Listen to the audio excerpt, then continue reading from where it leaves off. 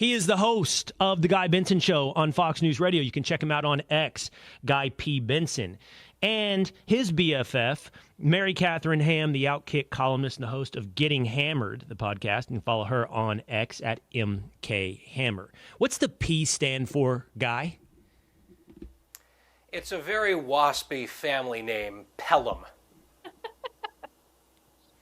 Why don't you go with three names like Mary Katharine Ham? Why aren't you Guy Pelham Benson?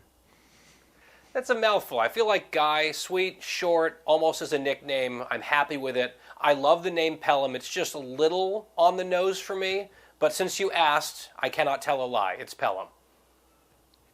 You know, I'm not exempt from this. My Instagram is C. Will Kane because Will Kane was taken.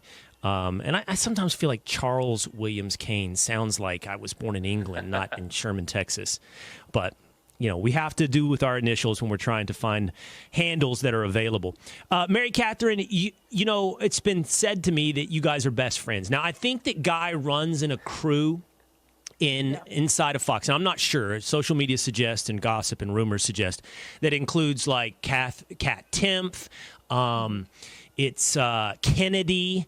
I don't know, maybe Dagan, McDowell. And I do see pictures when he's in New York, but I've heard you're the bestie.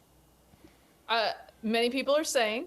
I think there is some evidence for this. I was in the wedding, although Kennedy officiated the wedding, so maybe she's got to step up on me. But, you know, I'm working on it. I'm working every day, putting in work to remain at that spot because you can't just stop when you got that kind of competition. I love the piece of evidence that many people are saying. It's irrefutable, and it carries a lot of weight. It's just anytime you have an edgy opinion, many people are saying, a lot of people are talking about it. Let's talk about what a lot of people are talking about today. There's a lot. It's crazy. The news goes slowly, and then it drinks from a fire hose. And today it's drinking from a fire hose, from the Francis Scott Key Bridge collapsing under the weight of a cargo container running into one of its supports in Baltimore to RFK picking his VP choice. You know, Guy, I'll start with you. Steve Krakauer, who's a friend, producer of the Megyn Kelly show. He writes a media newsletter that comes out called The Fifth Watch. And he talked about get ready because it is starting now. RFK is about to become public enemy number 2 for the left because he represents a real threat to Joe Biden. And I think with the announcement of his vice president running mate, who my understanding is her last name is Shanahan. She's a progressive Democrat. She's donated largely to George Gascon, the district attorney in Los Angeles. I think it sort of shores up the idea that RFK is a progressive. Now, he may be, you know, iconoclastic. He might be unique, but he's still a progressive. And because of that, he represents a threat not to Donald Trump, but to Joe Biden. Yeah, I mean, he's heterodox, and he'll occasionally say something where I'll say, kind of nod my head a little bit. And certainly there's some crossover appeal, certainly with some Trump supporters, but having met him a few times, having read what he's written through the years and some of the comments that he's made, he is, for the most part, a dyed-in-the-wool lefty. With, again, a few comments here or there that might appeal to people on the right or in the center, but at his core, on the issues that he cares in many ways the most about, he is very much on the left. He also has that iconic last name and is attached to the Kennedy brand, even though a lot of the Kennedy family is unhappy with that, and they've made that abundantly clear. I think you're right. I mean, there was a story that I just saw today, one in a series, Will, about how the Democrats are getting ready to unleash an army of lawyers to try to keep people like RFK Jr. and others off the ballot in key states because they're worried about the competition. They realize that they've got sort of a wounded duck as the incumbent who's really struggling. And if you crowd up that field even more and give people a reason maybe to sit home or maybe to go elsewhere, the result of the election could be quite different than it was in 2020. And so this is the irony of all ironies and just the hypocrisy on parade. The ostensibly, a very self-righteously pro-democracy party is going to sue like crazy to have a little less democracy. We need to limit people's options because a little too much democracy could be dangerous, so they'll do it for democracy, is how this bizarre line of argument goes. And I asked our friend Juan Williams about this the other day, and he said, well, yes, but they want to win. I'm like, well, yes, obviously that's what they're trying to do here, but that actually doesn't address the point of all the preening about democracy. So I agree with you. They are going to do everything they can and move heaven on earth, not just to disqualify RFK intellectually or ideologically, but literally disqualify him from the ballot in the name of democracy, of course. And that won't be the first time. We saw that actually with Dean Phillips. We've seen the threats towards no labels. There was a threat that there will be no Jill Stein in 2024. And Mary Katharine, Trump, they tried to throw Trump off the ballot. Yeah, of course. Yes, of course. And you're making a great point, Guy, about they were literally tried to interrupt democracy, but then all the water will be carried by the media. And I'm sure, Mary Katharine, like RFK, he's already been the subject, and any type of surrogate he's had, like Aaron Rodgers, even informally, has just been the subject of media attack. But, I mean, that's all been an appetizer. Imagine over the next couple of months, it's going to be huge in what they do to RFK. No, I think you're right. And let me just say, I'm on record for many years saying that Kennedys from top to bottom are trash. So I'm not endorsing anybody. The idea that the Democrats can sort of offload a Kennedy and pretend that he's a right of center figure, which was a weird move that The Atlantic and others sort of attempted to do a couple months ago. You have to deal with him as sort of part of your crew to some extent. And I think they're realizing that electorally that might be how he's treated. The thing is about RFK is that he is addressing weaknesses to some extent for both parties, but for Democrats in particular, on, I think, the response to COVID, for instance. Now, I don't agree with him on everything. I think he's wrong on a bunch of stuff. But what he gets at that voters are listening to is this sort of, hey, the experts told us all this stuff that was totally wrong. Are we really supposed to continue to listen to the experts, right? That is a glaring weakness in the Democratic Party that they haven't dealt with. There was an Atlantic piece this week where they're like, oh, no, the COVID hangover and unprocessed PTSD is hurting Joe Biden. As if Joe Biden was just some, like, observer to all of this, when in fact he endorsed all of these policies that people disagreed with. And not all of those people were on the right. A lot of those people were in the center. A lot of those people were in the left. So I think to the extent that they're not addressing that problem, he's going to be appealing to people. There's a little bit of this on the right as well. And to the extent that the right doesn't address that problem, which unfortunately I think Trump is not super excited about doing, given that some of the COVID response was his, people will be drawn to that message. Now, RFK has some ballot access, which is usually the big part of a challenge for a third-party candidate. And I think Democrats will fight tooth and nail to keep him off those ballots. I think this story is a little bit underreported thus far because between him and No Labels and Green Party and Cornel West, you got a lot of threats that could pull off a lot of votes and siphon quite a few people in pretty close states, right? So this could make a big difference in the result of this election. But yes, I think they will go full bore on him in an attempt to keep both his reputation under control, people not to gravitate toward the Kennedy name, and to keep him off ballots. Hey, Mary Katharine, I think you've talked about this, but I've never spoken to you about this. So you were at CNN, right? What years were you at CNN? 2016 to 2022. Although rarely used from 2020 to 22. So I was at CNN from roughly 2010 to 2014, 15, in that range. And I've talked about this. In my experience at CNN, and this is sort of I think this reflects something we've all begun to realize about media, interestingly, over the last decade. So I would have described CNN back from 2010 to 2014 as biased. Very biased, but not necessarily propaganda. So I knew a lot of the hosts. I saw the production from the inside because I was pretty integrated into two different shows. Elliot Spitzer's In the Arena show and Starting Point with Sold Out Brian. Meaning, when you're a contributor and you show up, you normally just get a topic and you talk about it.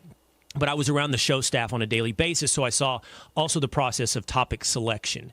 And I know in ways that it was bias edging on propaganda, meaning we're not going to talk about that because that doesn't play well, versus simply the opinions of the host constantly making their way on air in the form of fake objectivity.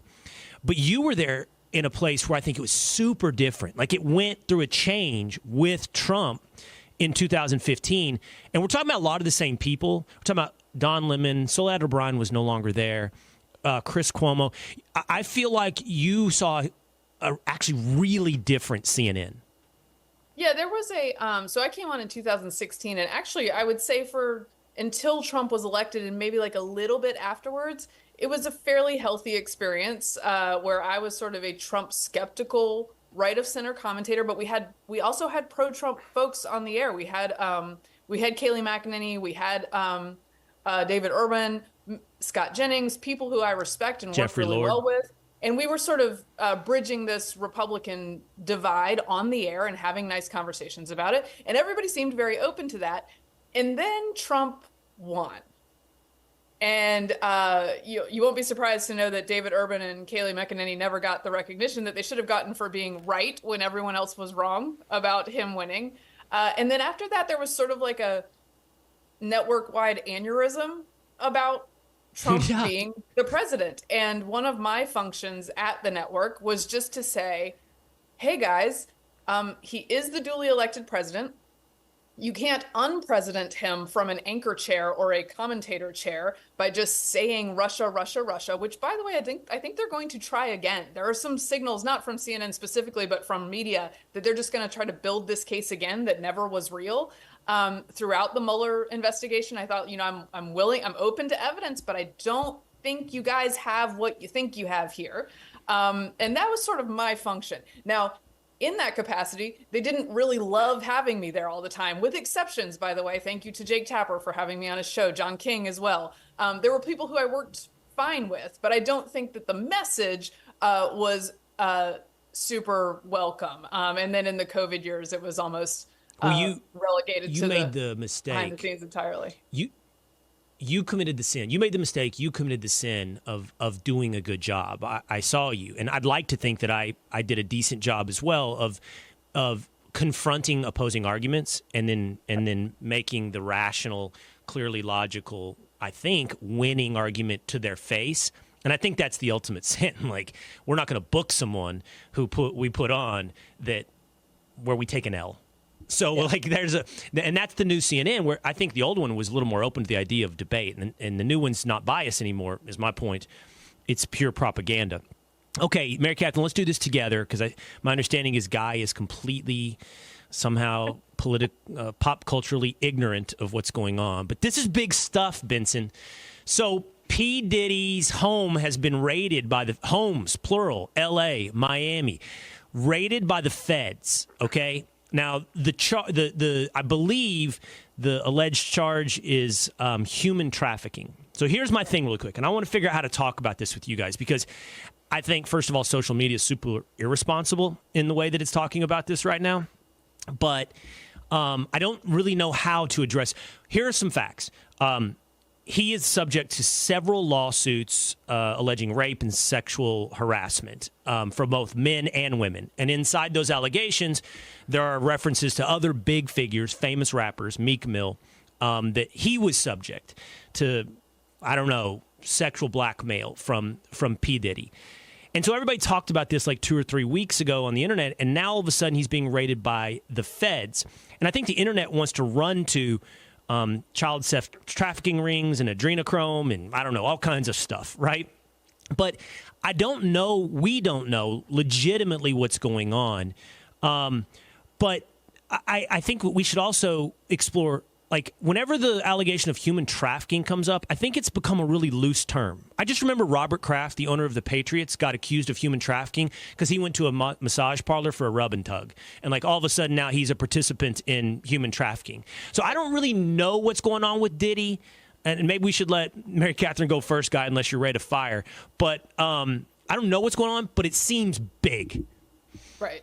I would just like to point out that that Guy's side eye there was like a perfect Guy Pelham Benson reaction to a P. Diddy story.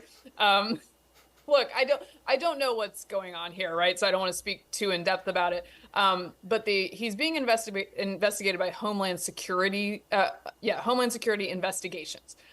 Their purview is investigating, disrupting, dismantling terrorist, transnational, and other criminal organizations that threaten or seek to exploit customs and immigration laws. Okay, so that's what we have thus far. The people who have made accusations about P. Diddy in the past, and I don't know if I'm to use that or if he'll go by Puff Daddy in the court, which is, I don't know, his more formal name. But at any rate, Sean Diddy Combs, the allegations made against him in the past, including by a woman named Cassie, who's a singer who was involved in a long-term relationship with him.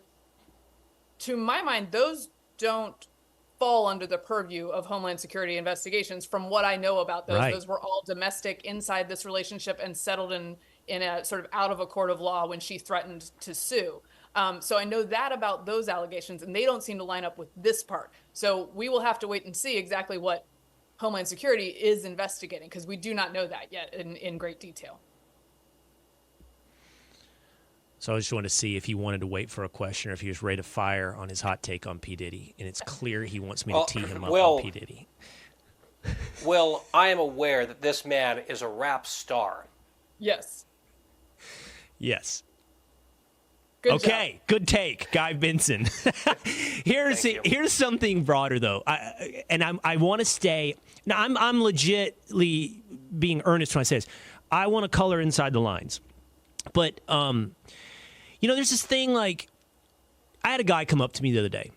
And I'm going to put this to you, Guy. Okay, and he's just a normal guy, right? And he thinks, okay, Will's in the news, and he says to me, "Hey, is all this like, pedophilia, Hollywood, elites thing, you think that's real?" I'm like, all I could say is, I don't know. How I don't have any inside knowledge on that.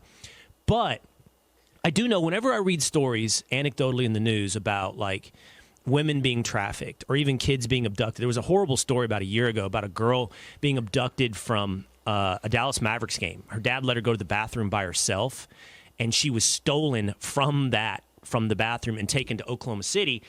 They found her within a week, but she had already been trafficked. She had already been pimped out. But when you saw the culprits in that story, look, I'm going to say it the way they were criminally, they looked like two steps up from meth dealers. You know what I mean? They weren't super sophisticated in at least on the surface.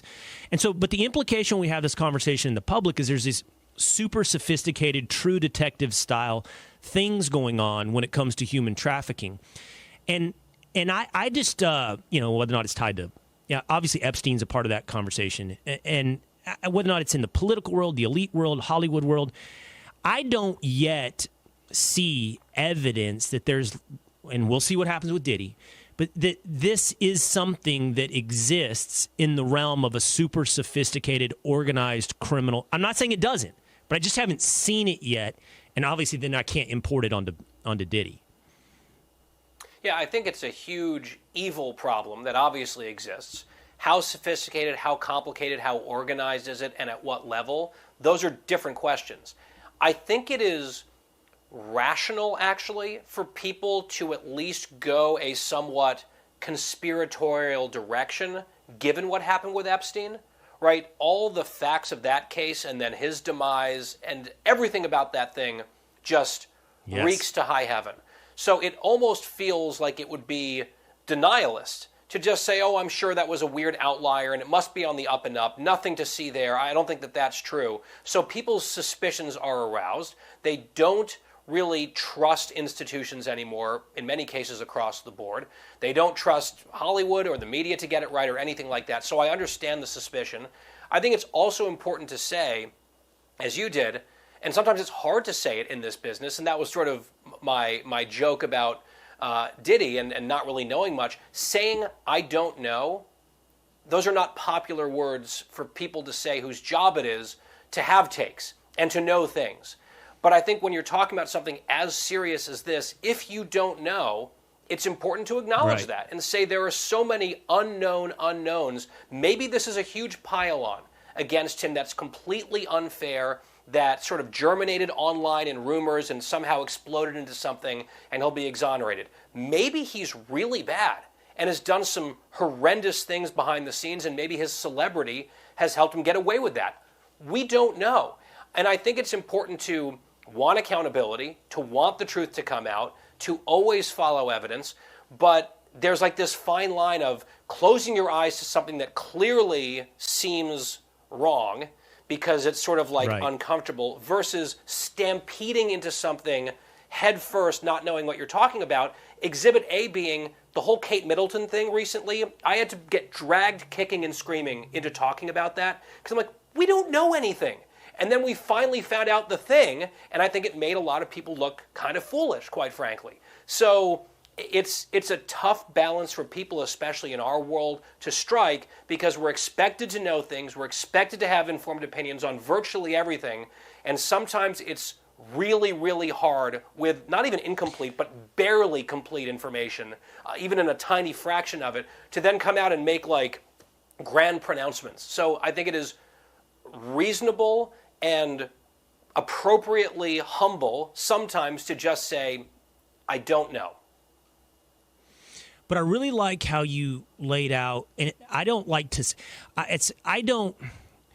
the way I approach my job, I don't know how you guys do. I don't think of myself, I know we all do this, I don't think of myself as media. Like, I don't think of, I know that, but I don't think of myself different than the average person. And so what you describe, Guy, what I'm getting at is it's not a unique problem to someone whose job is in the media. It's a problem that exists for everybody in America. Like, we have to exist right now on this line of somewhere really healthy skepticism of institutions and everything, because we get this sense and we're confirmed that we're constantly surrounded by lies.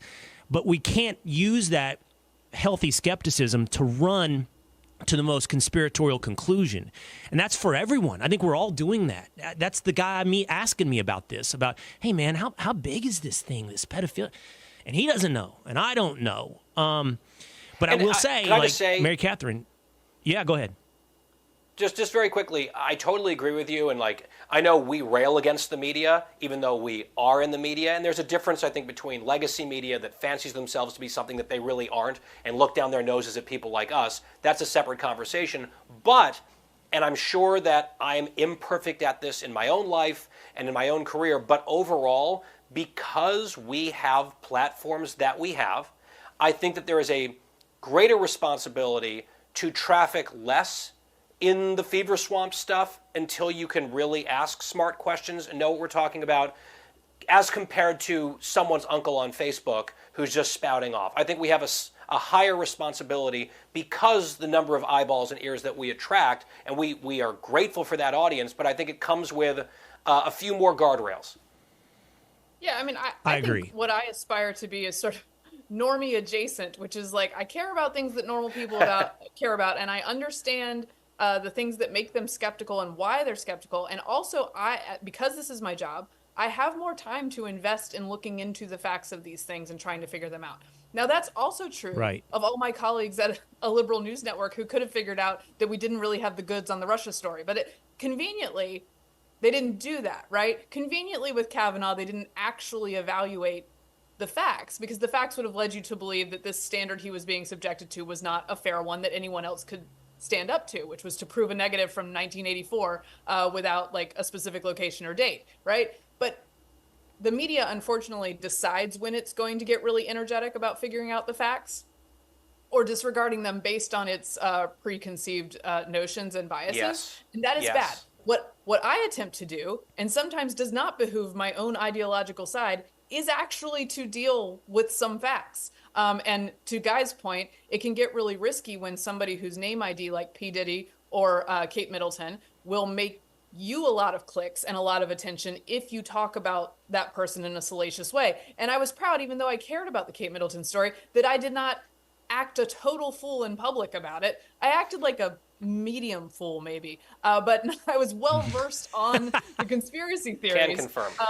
But was not endorsing said theories, right? But you do have to be careful in this environment that you're not sort of hitching your wagon to something for your ideological ends or for your traffic ends when you don't know if that thing is real or not. But people are really, as Guy notes, people are right to be skeptical. But there's an opposite to having such an open mind that your brain falls out, right? The opposite is being so skeptical that you jump to every wildest conclusion you can jump to, when in fact, I don't actually have a lot of faith in the powers that be being competent enough to pull off giant conspiracies. That's one of the reasons that I don't believe in a lot of them, because I don't think they have a great track record of doing things well and secretly.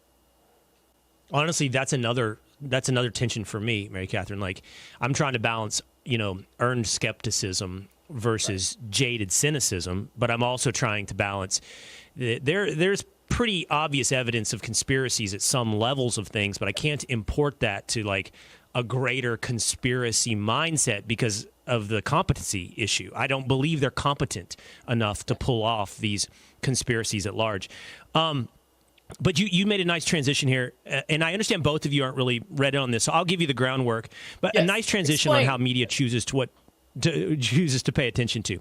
So Andrew Huberman is a super influential online media personality podcaster. He's kind of under the umbrella of the Joe Rogan wing.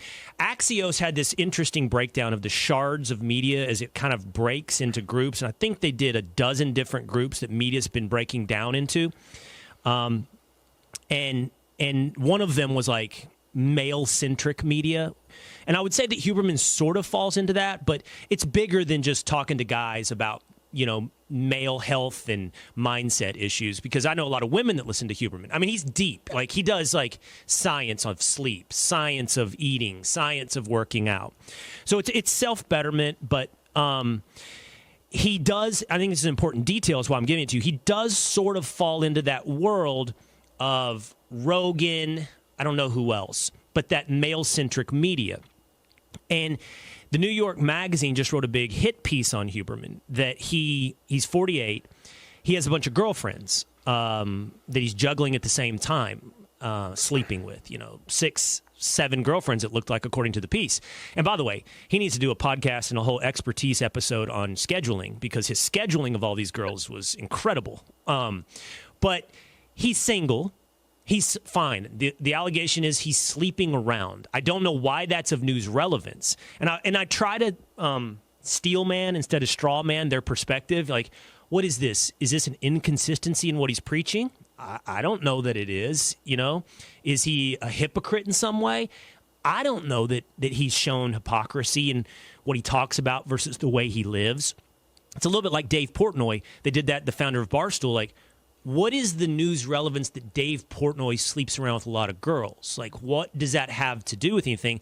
And the answer is Dave Portnoy simply found himself as an acceptable target of Business Insider, of whoever else, because he was right adjacent. By the way, I don't think Dave Portnoy is on the right, but he's right adjacent, or just not groupthink left. And that's the same problem for Huberman. I don't know his politics, but he's in that male-centric bucket. He's right adjacent, or at least he's not groupthink left.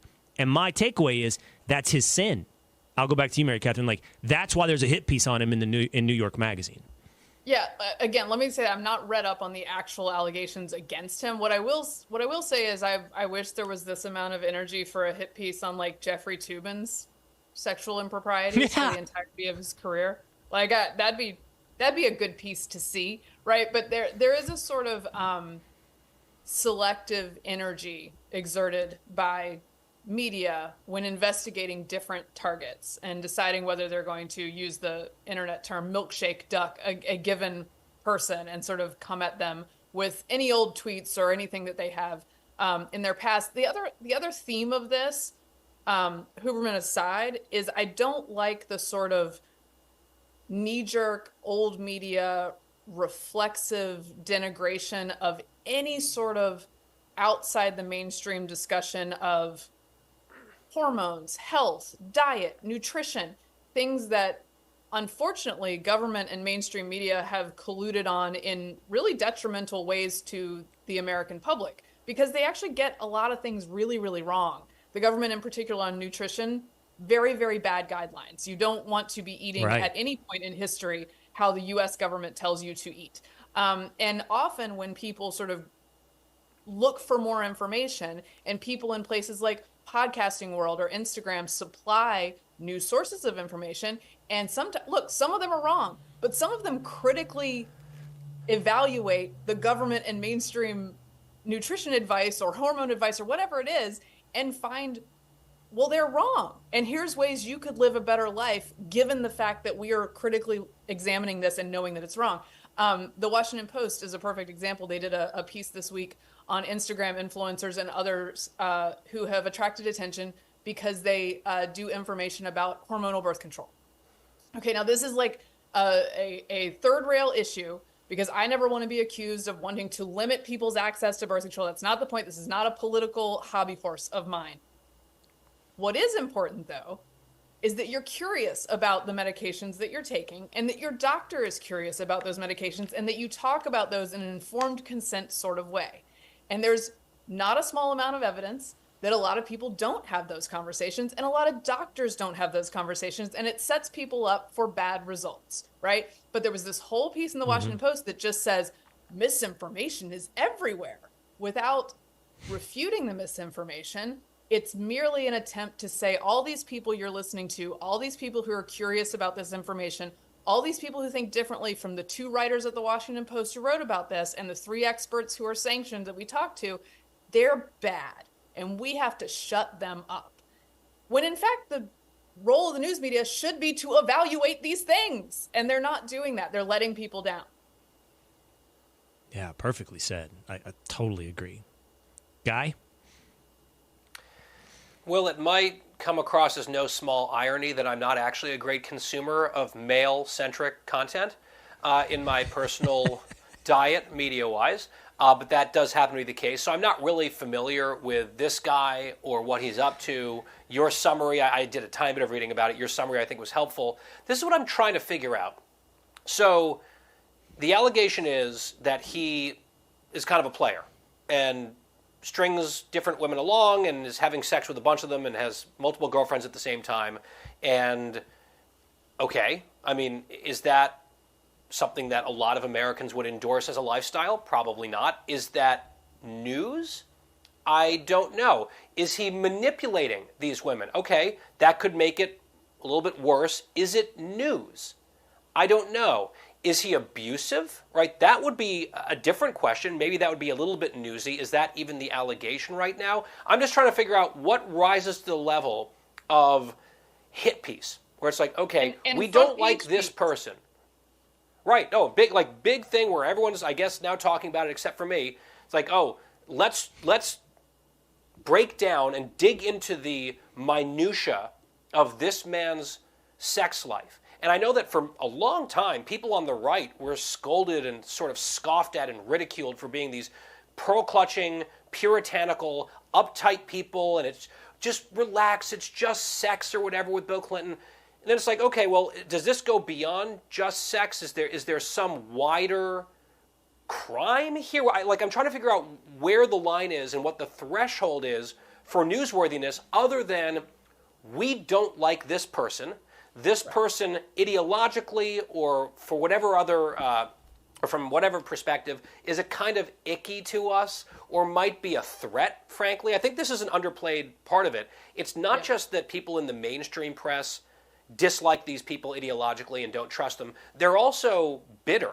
They're also threatened. They feel like they are stealing their audience, their livelihood, their money, their clout, their influence, their fame, where they could be a lot bigger if those sort of grubby little people didn't exist with such a big following. So that could be part of it as well, sort of like professional bitterness and various other human emotions. I don't know exactly what the motivation here is, but broadly speaking, if there's some deep dive piece into someone's sex life, I'm sitting here wondering like, okay, this might be relevant to a woman who gets asked out on a date or back to this guy's place. Right. She might want to know this about him. But why do I? Why do we? What grievance level rises to the level of national news and national conversation? And unless I'm missing something, which I'm open to be missing something, this doesn't seem like it should be anywhere close to that. And it's more about the people pushing the story than it is about him.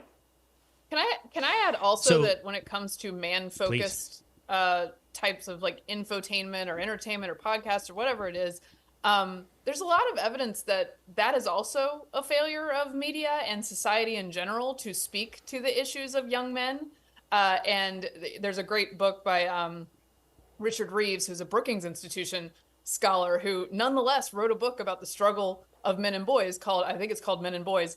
And there's all these metrics on which men are being failed by society, while society is constantly saying women are being failed and everything is girl power. And the messaging to every young person is almost exclusively about that. And yet the metrics show that men aren't being served. I have 3 daughters and 1 son. I don't feel like the son deserves some sort of comeuppance because times were harder for women in the past, as they really truly were. That's a real thing. But he doesn't deserve to not have resources at his disposal because of that past, right? And I think some of these podcasts and figures, some are unhealthy, right? Like you get the Andrew Tates, but some are pretty good. Like Jordan Peterson's book is a very healthy way to deal with the fact that society hasn't given a direction or a message to many of these young men, right? And I don't want to preclude all of those and take those all out, but there are some people who do. So it feels like if you become a guy who speaks to these issues, who has a largely young male audience, who can be right coded, let's use that term, like you're right adjacent, as you said, you can look forward to the hit piece coming. Because there's a bunch of people out there who do not like that as a product, but it's ultimately going to fail these men again because they will not have any people out there. Well, Guy, despite the fact that you don't listen to male-centric media, we know that your masculinity comes via way of instinct and intuition. It's just natural. So you don't need it reinforced or help. You don't need it guided through a podcast. So I'm going to do this really quickly, Guy. Jesse Waters was on the Will Cain Show last week, and he laid out a few rules for men. I just want to see how many you're succeeding or failing at, according to Jesse Waters. Okay, we'll just go quick. Okay. Do you drink out of straws, Guy? So hang on. The benchmark of masculinity is Jesse. Is that what we're saying here? Correct. Okay. Do you live up to Jesse Waters? I question the premise, but go on. Okay, duly noted. But do you drink out of straws? Very rarely. I don't like them. Okay, so somewhat masculine. Do you eat soup in public? Yes. Okay. I have to say, I think Jesse's got his finger on a pulse here. You shouldn't be pursing your lips in front of other men with a spoon. It doesn't work, Guy. Do you eat ice cream cones? Is chili soup or is it just soup adjacent? Because chili is very masculine. Chili is not soup. It doesn't even need clarification. Chili is not soup. It's chewed. I think you'd find it on a soup menu, though. Do you lick an ice cream cone? Like, do I eat ice cream off of an ice cream cone? Like, what? I don't bite it because I'm not a sociopath. Well, but you don't put it in a bowl like a man? When you choose to eat ice cream, you order a cone? I usually do a cup or bowl of ice cream. I don't, because it gets a little messy, but I don't care about the licking. That doesn't bother me. It's the messiness that bothers me. Yeah, Jesse doesn't want to see your tongue. And then this is one of mine, and I'm going to admit to you, Guy, you've been set up on this one. Do you wear boat shoes? Oh, yeah. I mean, I'm ashamed that I'm not wearing them right now, frankly. I know, I almost big, came out I've of the womb seen in boat shoes. I'm anti-boat shoe. That's not a Jesse point. That's a Will show point. I'm anti-boat shoe, okay? And, of course, our mutual producer, Dan, has set you up telling me, ask him about boat shoes. So we knew you'd violate the boat shoe rule. Here's my ultimate masculine day. I order up a nice bowl of soup. I eat it in public. I wash it down with a big old ice cream cone, and then I walk away in my comfortable boat shoes, and I feel fantastic about it. Just sipping on a Starbucks coffee through a straw. Can I note that this weekend I am going to dress my youngest son, who's 1, up for Easter. And as a feature of that outfit, he indeed will be wearing tiny baby boat shoes. So I'm starting him off all wrong in life, I guess. But let me say, we're a redneck family, right? That's our form of masculinity. There we go. But on Easter, we wasp it up a little bit. So he's going to have the boat shoes. He's going to have a sweater vest, and Jesse can deal because he's going to look fantastic. Yeah, cowboy boots on Easter is difficult to pull off. Like pink pastel shorts and cowboy boots read something different. I did pack a pair than just in case masculine. we need them. But And by the way, if I were in some sort of like life-threatening situation that required physical exertion, I would definitely pick Mary Katharine over Jesse Waters to help save my life. With all respect to Jesse. Shots fired. Shots fired. Okay, well, I'll I'm have to scrappy. sort It's this true. out here. She's scrappy. Maybe on Waters World. This has been awesome. Mary Katharine Ham, Guy Benson. I've loved it. Guy Benson, catch him on the Guy Benson Show 3 to 6. He's got to go prep that show right now. And Mary Katharine at Get Hammered Podcast, and check out her columns at OutKick. Thank you guys so much for being on the Will Kane Show. thank you.